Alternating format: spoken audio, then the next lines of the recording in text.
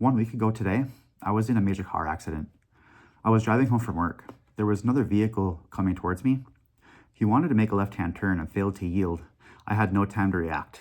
I T-boned him at about 50 miles an hour. I blacked out for a few seconds. When I regained consciousness, I realized what had happened. I looked around. My car was smoky, and there were at least 5 airbags that went off. I realized that I needed to get out of the car. I had to climb underneath the airbags to get out, and then I had to force the door open because it didn't want to open. When I got out of the car, I looked around, and there was debris covering the road. The other car that was involved was on the other side of the road, facing the opposite direction. Traffic was backing up, and people were starting to come onto the scene. At that point, I turned around and I looked at my car. That's when it hit me that I should not have walked away from this. My car was totaled. I immediately said, "Thank you, Jesus," knowing that he was the only person that could have gotten me out of this. I wanted to make sure that the other driver was okay. So I walked over to his vehicle. Someone was trying to get his attention, but the driver was unresponsive. I walked back to my Jeep when somebody asked me if I was okay. I had to think about it. I said, "Yeah, I think so." I didn't feel any pain. I only noticed a few bumps and bruises. This is when I just decided to call Jane and tell her what happened. A few moments later, the police arrived on the scene.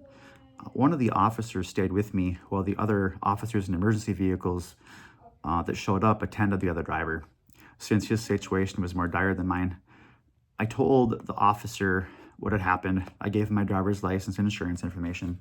The first ambulance that showed up took the other driver to the hospital. He was still unconscious when he left. I have no idea what ever happened to him. A few minutes later, a second ambulance showed up and they assessed me.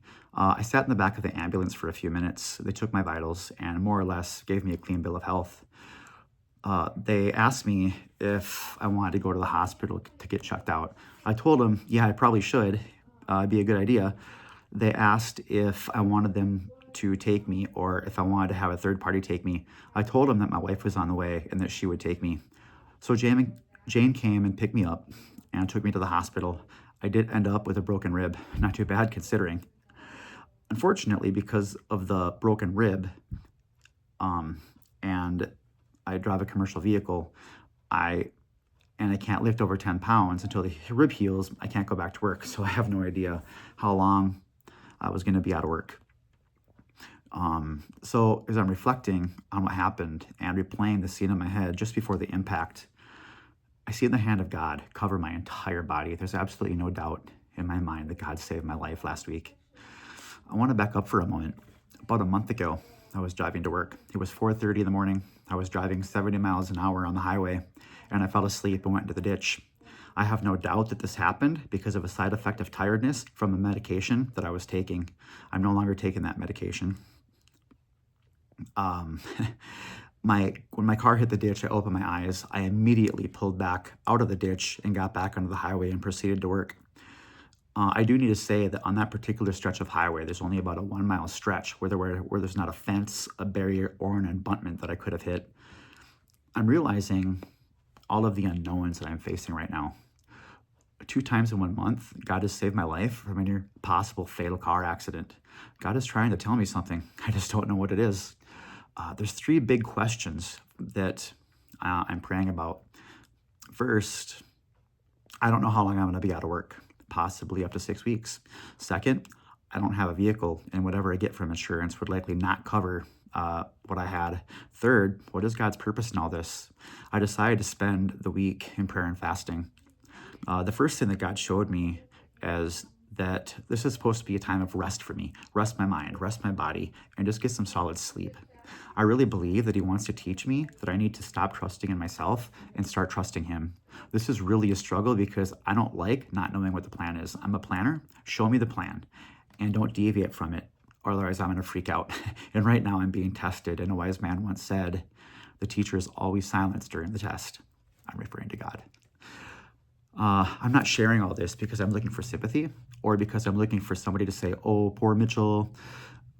I'm sharing this because I want to encourage you. I told Jane that there's going to be a silver lining in all this. We just can't see it yet. And that in 6 months from now, we're going to look back on this and say, so that was God's plan.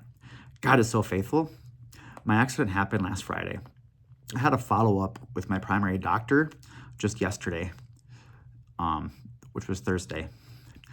I have almost zero pain from the broken rib. My doctor did some tests on me, had me do some lifting, and when I did that, there was absolutely no discomfort of any kind. He did want to do a CT scan of my head just to be sure that there was no internal bleeding. So I had that done yesterday also, and everything came back clear. God is so incredibly faithful. I don't know. I didn't know how long I would be out of work, but since I had no discomfort and my CT scan came back clear, my doctor cleared me to go back to work full duty on Monday. I'm only going to be missing 1 week of work. So incredible. God is so good. I did some research on the Blue Book value of my Jeep, and I also did some research on what it would cost me to buy that same vehicle, make, model, and year. The Blue Book value is about $5,000 less than what it would cost me to replace my Jeep. I was pretty concerned about this. Fortunately, my Jeep was paid off, but we're not currently in a position to take out a loan. I was trying to prepare to wheel and deal the insurance company for a bigger payout. So today, this morning, I got a phone call from the insurance company. And again, God is just so incredibly faithful. The payout was $6,000 more than what I expected. Just over $1,000 more than what it would cost me to replace my Jeep, same make, model, and year.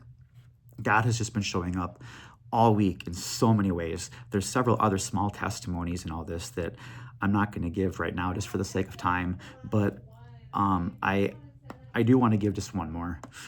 What's God's purpose in all this? Why? God usually doesn't speak to us in an audible voice. It's usually through the Bible, someone else, a sermon or a podcast or something similar. I'm currently working on becoming certified as a mental health coach, and I was working on one of my lessons, and the lesson was on overcoming trauma, and God spoke to me very clearly through this lesson. James 1:2 says, "Consider it all joy when we're facing various trials, knowing that the testing of our faith produces patience." Romans 8:37 says, "We are more than conquerors through him who loves us." Isaiah 55:8 says, "My thoughts are not your thoughts, nor my ways are your ways." God is using the situation to build character. He is showing me that I can trust him no matter what. And no matter what, I can find joy in him. It's my choice, and I choose joy. I don't know what you're going through right now. I don't know what kind of tests you're facing. I don't know what things that you're waiting for or seeking after. But my question for you is, what are you going to do with what happened to you? It's your choice. Your emotions don't define who you are. Your circumstances don't define who you are. Put your trust in God. He's got this. Your silver lining is coming.